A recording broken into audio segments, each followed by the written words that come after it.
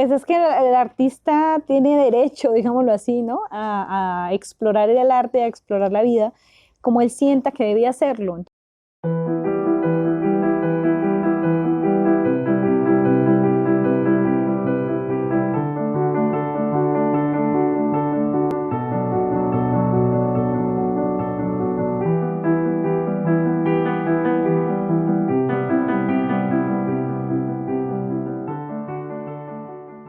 Empieza, digamos, la pasión por la lectura cuando yo estaba en primero, porque resulta que fue una historia hasta curiosa porque a mí me dio paperas. Entonces las paperas en aquella época lo mandaban a uno más o menos un mes, un poco más a la casa y allí pues, ¿qué más hacía una niña acostada todo el día, cierto? No había en aquella época mucha televisión, no había mucho en qué entretenerse, entonces mi hermano me llevaba a las tareas y pues yo iba aprendiendo a leer de esa manera.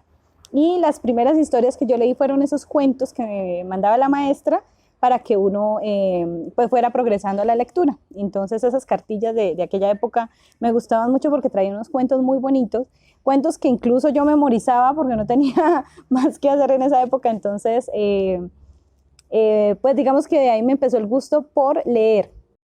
A mí me venció el miedo y yo me fui a estudiar en contaduría pública, una carrera de la que me gradué. Yo soy contadora pública titulada.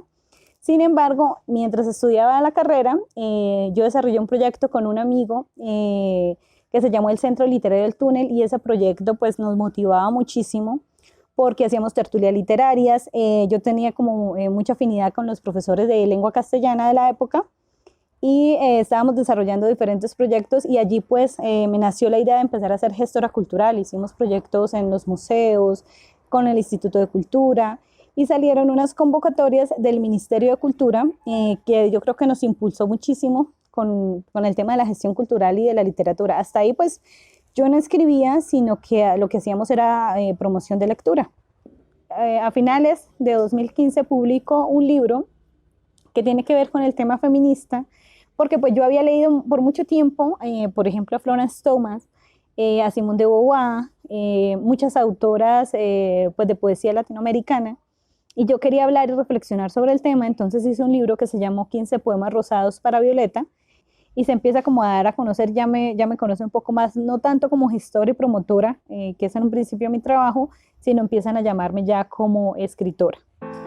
Voy por el mundo sin ser una crisálida, camino con esfuerzo porque no tengo raíces para cimentarme en la tierra. La herencia de mis abuelos solo tiene recuerdos en blanco y negro, pero no me pertenecen.